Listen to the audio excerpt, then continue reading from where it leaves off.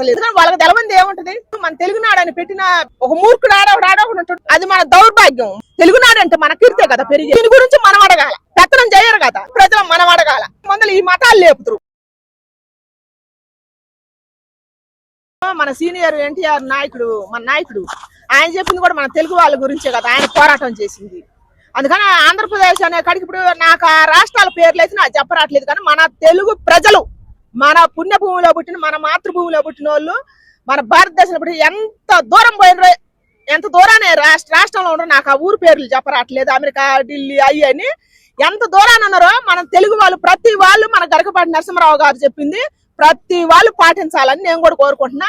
తెలుగునాడంటే మనకే కదా గౌరవం, దానికోసమే మన సీనియర్ ఎన్టీఆర్ గారు పోరాడింది.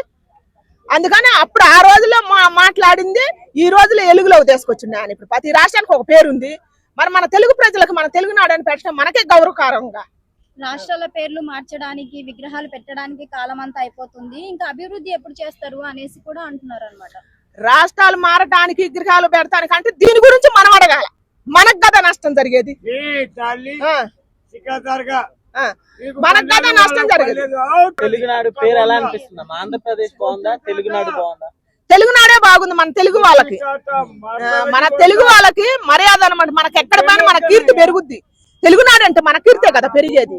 మన కోసమే కదా ఎన్టీఆర్ గారు, సీనియర్ ఎన్టీఆర్ గారు పోరాడింది. తెలుగుదేశం పార్టీ పెట్టింది కూడా మన తెలుగు వాళ్ళ కోసమే ఆయన పెట్టింది. ఇప్పుడు మరి మీరు మార్చాలనేసి అంటారా లేదా? మారవాలనే అంట నేను. నాతో పాటు మన తెలుగు వాళ్ళు ఎక్కడుండ, అదే నేను చవట్లా, ఎక్కడున్న ఈ దేశాలలో ఎక్కడున్న ప్రతి వాళ్ళు మన తెలుగు వాళ్ళకి సపోర్ట్ చేయాలి, మన గరకపాటి నరసింహరావు గారు చెప్పింది. అందుకని ఇప్పుడు ఈ పథకాలు ఆ పేర్లు చెప్పి ఈ పేర్లు చెప్పి రాష్ట్రాలు మార్చి విగ్రహాలు పెట్టే దాని గురించి ప్రజలు మనం అడగాల. ఒక్కళ్ళం అడిగితే కాదు, అది ప్రతి వాళ్ళు తిరగబడి అడిగితేనే తెలుస్తుంది అనమాట. ఇప్పుడు మా కోసం పరిపాలన చేయడానికి వచ్చారా, మీకోసం మీ సొంత విషయాలు పెట్టుకొని ప్రజాధనం దుర్వినియోగం చేయడానికి వచ్చారా అని అడగాల. పక్క రాష్ట్రాల్లో చూసుకుంటే తమిళనాడు, కేరళ వాళ్ళ లాంగ్వేజ్ కి సంబంధించి పేరుంది. మన దాంట్లో మాత్రం అంత ఇంట్రెస్ట్ చూపించారు అని కూడా అంటున్నారు. ఏమంటారు? అది మన దౌర్భాగ్యం. మనం అంతా ఒక కట్టు మీద ఉండవు కదా. మనం ఒక కట్టు మీద ఉంటే అసలు మన భారతదేశానికి ఎందుకు వస్తుంది? ప్రతి వాడు వచ్చి మన మీద ఎందుకు పెత్తనం చేస్తారు? పెత్తనం చేయరు కదా. మనకేందంటే మనకు ముందు హిందూ, ముస్లిము, క్రిస్టియన్ అని మొదలు ఈ మతాలు లేపుతారు. కులాలు పిచ్చి, మతాలు పిచ్చి లేపి గొడవలు పెడతారు. ఆడొకడు ఉండి ఒక మూర్ఖుడు ఆడొకడు ఉంటాడు, ఈ పిచ్చి లేపుతారు. ఈ పిచ్చి లేపి మనకు జరిగాయి, మనకు జరుగుతున్నాయా, జరగట్లేదా, మన పరిపాలన మనకు బాగా నడుతుందా, నడవట్లేదా అని అడగరు. అందుకని అది మన దౌర్భాగ్యం అన్నమాట. ఇప్పుడు పేరు మార్చినంత దాని వల్ల ఉద్యోగాలు, సో అలాంటి సౌకర్యాలు ఏమి ఉండవు కదా అనేసి అంటున్నారమ్మా. ఎందుకు సౌకర్యాలు ఉండవు? ఇప్పుడు మన తెలుగునాడు అని పెట్టినాక ఉద్యోగాలు ఉండవా? మన తెలుగునాడు అంటే మనకే కదా గౌరవ కారణం. ఇప్పుడు మనకే కదా, నాకు ఆ పదం పలక రావట్లేదు, కానీ మనకే కదా, మన కీర్తే కదా పెరిగేది. మన తెలుగువాడు ఎక్కడున్నా కూడా వీడు తెలుగువాడు అని గౌరవంగా చెప్పుకోవచ్చు కదా. దానివల్ల వస్తున్న నష్టం ఏంది? దానివల్ల ఉద్యోగాలు పోతే ఎవరు చెప్పింది? బుద్ధి లేని వాళ్ళు. కావాలా ప్రతి వాళ్ళు దీనికి సపోర్ట్ చేయాలా. సో తెలుగునాడు కాకుండా ఆంధ్రప్రదేశ్ ని ఆంధ్రప్రదేశం అనేసి కూడా పెట్టచ్చు కదా అంటున్నారు.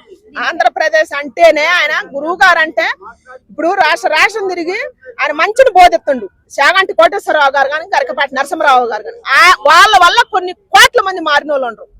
మన కోసమే మంచి ప్రసంగాలు పెడతారు. అందుకని వాళ్ళకి తెలవంది ఏముంటది? అది మంచే.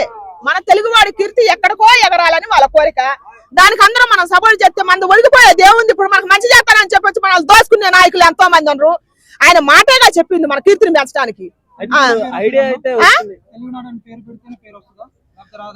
రాదు, ఏది మన కీర్తి ఎగరటానికే కాదు. ఇప్పుడు ఎందుకంటే మన తెలుగువాడు ఎక్కడ పోయినా మన భాష ఇప్పుడు ప్రతి ఒక్కరు ఇప్పుడు మన మాతృభూమిలో బట్టి మన తెలుగువాడు కూడా మన తెలుగు మాట్లాడతలేదు, అమ్మ మాట్లాడుతుండే ఎవరు పట్టినా నీ అమ్మని అనే మాట అయితే వస్తుంది. కానీ వస్తున్నాది ఇంగ్లీషులు. ఇప్పుడు మట్టి పీసుకొని వచ్చినాడు కూడా హైదరాబాద్ రాగానే ఇంగ్లీష్ పీసు మాట్లాడుతున్నా. మరి అసలు అర్థమే కాదా? ఎక్కడో ఉన్నాడు పోయి తెలుగు మాట్లాడుతుండు, ఎక్కడ ఉన్నాడేమో తెలుగు మాట్లాడకుండా ఎక్కడో భాష మాట్లాడుతుండు. అప్పుడు మన అమ్మని అవమానించినట్టే కదా, మన మాతృభూమిని అవమానించినట్టే కదా. ఇలాంటి చర్చల గురించి ఎవరు డిబేట్లు పెట్టట్లేదు, అలానే సెలబ్రిటీస్ కూడా రెస్పాండ్ అవ్వట్లేదు. ఏం చెప్తారు? ఎట్లాంటి వాటికి ఎందుకు పెడతారు? రంకు వాటికి అయితే పెడతారు.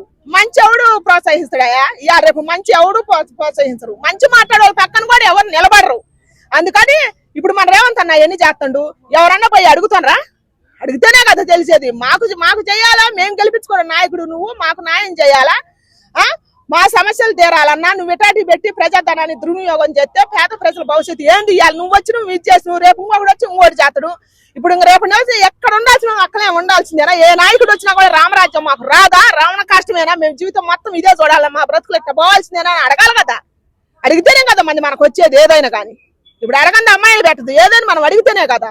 అందుకని దయచేసి అందరూ అడగాలని కోరుకుంటున్నా. ఎప్పుడైనా మతం శిక్షలు కులం శిక్షలు పెట్టకుండా మంచి కోసం పోరాడాలి ఎవరైనా.